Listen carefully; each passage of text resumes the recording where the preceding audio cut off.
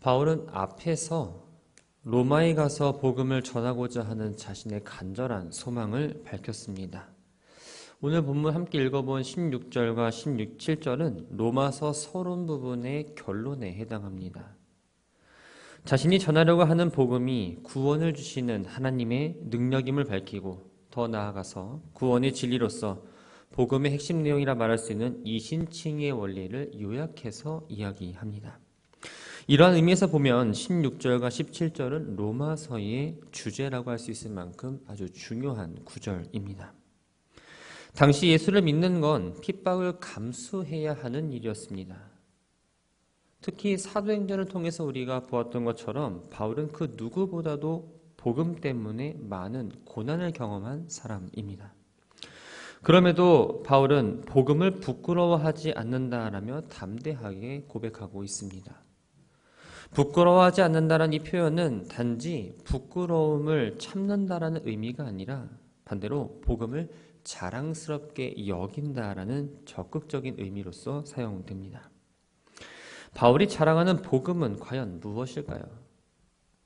죄로 인해 절망 중에 있는 사람들에게 소망을 주는 기쁜 소식, 바로 예수 그리스도입니다. 이 복음의 은혜는 유대인이나 헬라인이나 즉 모든 사람에게 차별이 없다는 겁니다. 바울이 왜 복음을 부끄러워하지 않는가라고 말한 이유는 생각해보면 편지를 받는 대상을 생각해본다면 조금 더 이해하기가 쉽습니다. 편지를 받는 이 대상은 당시의 정치, 경제, 사회, 문화, 또 학문의 중심지인 로마 제국의 수도인 로마 사람들입니다. 당시 로마는 다양한 문화와 종교, 사상이 퍼져 있던, 존재하고 있던 국제 도시이죠. 유명한 철학자들도 많았고 힘 있는 권력자들도 많았습니다. 철학이나 종교에 익숙한 사람들의 눈에 보기에는 이 복음이라는 게 어리석어 보였죠. 사도행전 17장에는 바울이 실제로 아테네에서 복음을 전할 때 조롱을 당한 내용을 볼 수도 있습니다. 또 로마는 세계의 중심입니다. 전 세계를 지배하는 강한 나라로서 그들은 힘을 숭배했습니다. 그런 그들에게 사랑과 용서, 은혜, 구원을 강조하는 십자가의 도, 즉 복음은 어리석고 무능한 것으로 여겨졌죠. 그래서 복음을 하찮은 것이라 생각하면서 기독교를 반대하고 믿는 자들에 대해 박해를 했습니다. 그러나 바울은 복음이야말로 세상에서 어떤 철학이나 사상보다 위대하다는 걸 확신했습니다. 아무리 뛰어난 사상이나 이념이나 철학이 있다 할지라도 그것은 인류의 삶을 어느 정도 개선하는 것의 전부이지만 이 복음이라는 건 죄인을 구원하는 유일한 방법이자 본문의 표현을 빌려 이야기하면 모든 믿는 자에게 구원을 주시는 하나님의 능력이 되기 때문에 복음을 귀하게 여기고 어떤 사람을 만나든 어디에 있든지 항상 자연스럽게 복음을 전했던 겁니다. 바울은 부끄러워하지 않고 자랑하는 이 복음이 믿는 자에게 구원을 주시는 하나님의 능력이 된다고 선포한 이유가 바로 하나님의 의 때문이라고 이야기합니다. 여기서 말하는 하나님의 의는 하나님 자신의 의를 말하는 게 아닙니다. 죄로 인해 깨어진 하나님과 인간 사이의 관계가 회복되는 것을 말합니다. 그렇다면 하나님의 의는 어떻게 이루어질까요? 율법에 의해서 이루어지는 건 아닙니다. 율법의 행위로는 단 한 사람도 의롭다함을 얻지 못하기 때문이죠. 율법은 사람이 죄를 깨닫게 하는 역할을 하고 갈라디아서 3장 24절에 보면 예수 그리스도께로 인도하는 초등교사 역할을 할 뿐입니다. 바울은 하나님의 의를 이룰 수 있는 방법이 오직 믿음이라고 이야기합니다. 하나님은 죄로 깨어진 인간과 바른 관계를 회복하기 위해서 대속제물로 예수 그리스도를 이 땅에 보내주셨고 그 예수 그리스도 믿는 자들을 의롭다라고 여겨주셨습니다. 또 바울은 믿음으로 믿음에 이른다라는 표현을 사용합니다. 이 말은 처음부터 끝까지 믿음으로라는 의미입니다. 오직 믿음으로만 하나님 앞에서 의롭게 되고 구원은 예수 그리스도를 믿음으로 얻을 수 있다는 걸 의미합니다. 18절부터 32절까지의 말씀을 보면 바울이 유대인과 이방인 모두가 죄인이라는 사실을 정확하게 말하기 위해 먼저 이방인들의 죄를 지적하고 그 죄의 결과 하나님의 진노가 임한다는 사실을 이야기합니다. 바울은 18절부터 이방 세계에 만연한 죄에 대해서 상세하게 이야기하고 있습니다. 18절 말씀을 보면 하나님의 진노라는 말로 시작합니다. 진노, 일반적으로 분한 감정이라는 걸 의미하지만 하나님께 적용될 때는 악에 대해서 공의를 나타내시는 하나님의 심판을 의미합니다. 하나님의 심판이 불의로 진리를 막는 사람들에게 임한다는 거죠. 그렇다면 불의는 무엇이며 또 그들이 막고 있는 진리는 무엇일까요? 의는 하나님과의 관계와 관련이 되어 있습니다. 불의란 하나님의 관계를 거역하고 하나님의 말씀에 불순종하고 하나님의 뜻을 무시하는 걸 말합니다.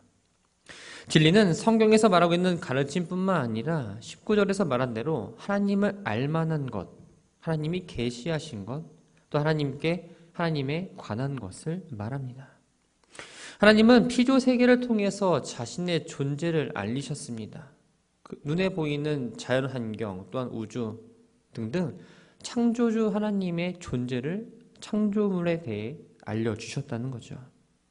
그런데 외적으로만 알려주신 게 아니라 인간 내면에도 하나님을 알 수 있는 그 능력을 주셨습니다. 그것은 바로 양심입니다.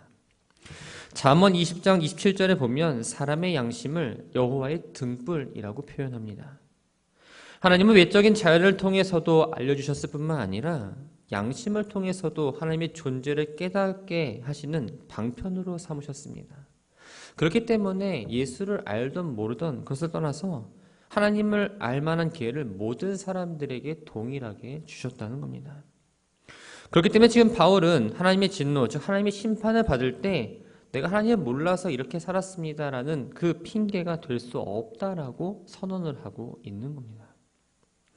21절부터 23절까지 말씀을 보면 인간에게 있어서 가장 심각한 죄이며 모든 죄의 근원이라 말할 수 있는 우상 숭배에 대해서 이야기합니다.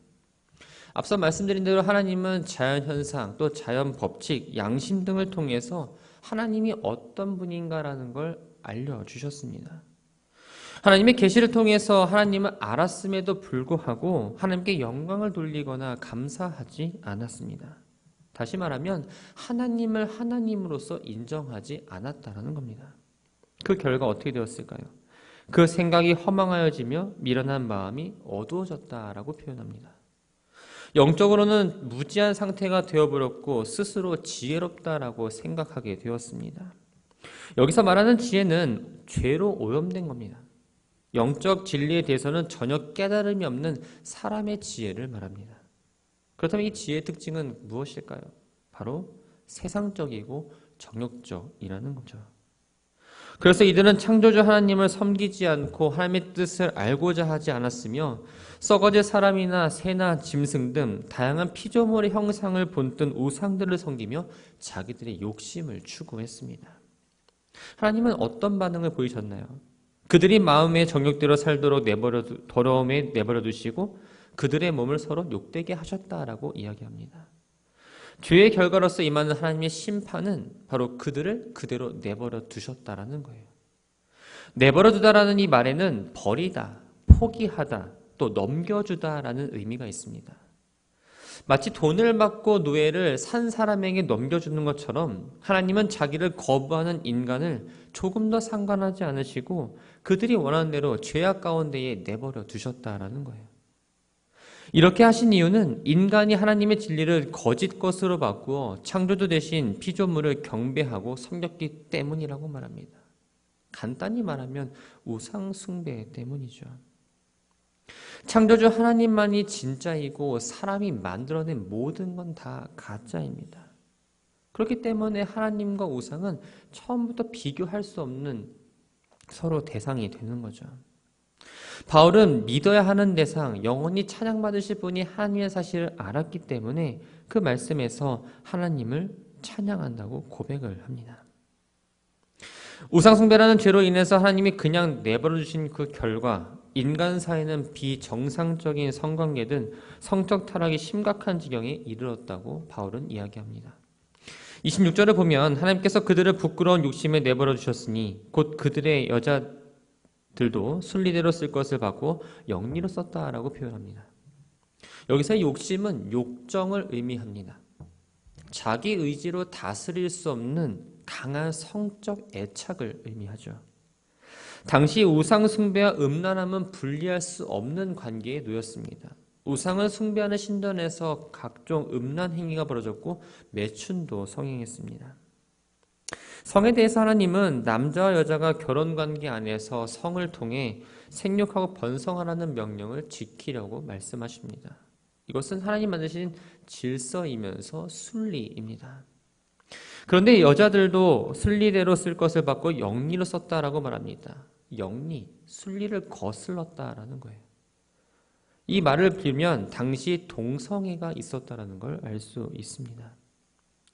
당시 로마에는 정절을 지킨 귀부인을 찾기가 거의 불가능했고 로마 철학자 세네카는 여인들은 이혼하기 위해서 결혼했고 결혼하기 위해서 이혼했다라는 말을 사용하기도 했습니다. 글라우디오 황제의 아내였던 아그리빠라는 황후였지만 밤이면 자신의 욕정을 채우기 위해서 매춘부 노릇을 하고자 왕궁을 빠져나갔다고 할 정도라 하니 당시에는 문란했고 성적으로 타락한 시대였습니다. 말씀을 이어보면 여자들뿐만 아니라 남자들 역시 다르지 않다라는 걸 보게 됩니다. 성적 타락으로 인해서 질병까지 돌았음에도 불구하고 그들은 이러한 행동을 결코 멈추지 않았습니다. 남자 여자 할 것 없이 모두 욕정의 노예가 되어서 부끄러운 일을 하면서도 이것을 수치라고 여기지 못할 정도로 이성과 양심이 마비된 상태였던 거죠. 창조 질서를 파괴하고 우상을 숭배한 죄악을 행한 사람들의 모습은 어땠을까요? 28절을 보면 그들이 마음에 하나님을 두기 싫어했다라고 표현합니다. 이들은 하나님을 인정하고 하나님의 뜻을 따를 것인가 아니면 내 욕심을 계속 추구하며 살 것인가를 생각했습니다. 하지만 결국엔 하나님을 외면하며 삶을 살기로 결정을 한 거죠. 이 결정에 하나님은 어떻게 또 반응하셨나요? 24절과 26절에서 말한 대로 그들을 내버려 두시고 합당하지 못한 일을 하게 하셨습니다. 바울은 하나님을 인정하지 않고 해서는 안 될 일을 하면서 타락한 모습을 살아가는 그 사람들의 모습을 구체적으로 이야기합니다. 자신의 욕심을 최우선으로 추구하다 보니 불의해지고 사악해지고 탐욕스러워지고 다른 사람에게 고통을 주는 악한 행동을 합니다. 뿐만 아니라 자신이 원하지만 소유하지 못한 것을 남이 가지고 있다면 그것을 시샘하고 살인 충동을 느끼고 다툼을 일으키고 남을 속이려고 하고 모든 것을 가장 나쁘게 해석하려는 생각으로 가득 차게 된다는 거예요. 그리고 그 상대방을 몰래 헐뜯기도 하지만 공개적으로 그 사람을 비방하기도 하고 비난하고 하나님을 자기가 하고 싶은 대로 하지 못하도록 방해하는 존재라 여기면서 하나님을 거스르고 오만하고 다른 사람을 높이지 않는 건 물론이고 하나님보다 더 높아지려 하며 모든 일에 있어서 자신을 과장되게 드러내려 합니다. 어떻게 악을 행할 것인가 늘 생각하고 부모에게 순종하지 않으며 어리석고 신실하지 못하고 인정도 없고 무자비한 모습이라고 말합니다. 바울은 여기서 21가지의 죄악을 이야기하고 있습니다.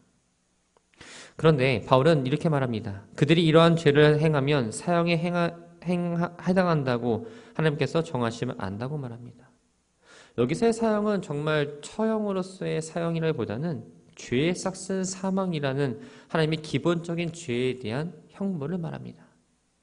이 사망은 최후 심판자에 내려지는 영원한 형벌의 의미를 갖고 있기도 하지만 하나님과 분리된 영적 사망 상태를 말합니다. 살아는 있지만 사실 온전히 살아있는 게 아니라는 거예요. 죽어 마땅한 죄를 저지르고 있음을 알면서도 여전히 죄를 짓고 또 죄를 짓는 걸 서로가 두둔하기까지 하는 걸 이야기함으로써 하나님을 떠난 이 사람들의 이 타락한 모습이 얼마나 적나라한지 보여주고 이런 형편 놓여있는 이방인을 포함한 모든 사람에게 하나님의 은혜가 절대적으로 필요함을 암시함으로써 바울은 이야기를 마무리하고 있습니다. 말씀을 정리합니다. 부모가 자녀들이 잘못한 걸 보게 되면 그냥 냅두지 않습니다. 아이의 삶을 간섭하는 건 그 아이를 사랑하기 때문이고 아이가 잘못을 알고 바로 잡아주려는 거죠. 우리는 하나님을 아버지라 부르고 또 하나님의 자녀라고 이야기합니다. 하나님께서 우리를 사랑하시기 때문에 우리의 삶을 간섭하시고 우리가 옳은 길로 갈 수 있도록 인도해 주십니다. 하나님이 삶에 개입하시고 간섭하는 걸 경험한다는 건 방해가 아니라 은혜입니다. 그런데 어떤 잘못을 해도 아무런 경고나 책망을 내가 느끼지 못한다면 그것이야말로 징계라는 사실을 우리는 기억해야 합니다. 하나님이 내버려 두신다면 우리는 죄악의 길에 쉽게 빠질 수밖에 없습니다. 하나님의 간섭을 받는 방법은 바로 하나님을 내 삶의 중심에 놓는 겁니다. 하나님이 내 삶의 중심에 있을 때 우리의 영이 회복되고 우리의 영은 올바로 설 수 있습니다. 오늘 말씀을 마음에 새기시면서 내 삶의 중심에 무엇이 있는지 한번 돌아보시기 바랍니다. 하나님이 자리 잡고 있는지, 하나님의 자리에 내가 원하는 것, 또 다른 우상을 섬기고 있지 않은지 생각해 보시기 바랍니다. 삶의 중심에서 하나님을 모시고 하나님의 간섭 속에 죄악의 길이 아니라 늘 구원의 길을 걸어가는, 그래서 믿음의 길을 잘 걸어가는 우리 모두가 되기를 주님의 이름으로 축원합니다.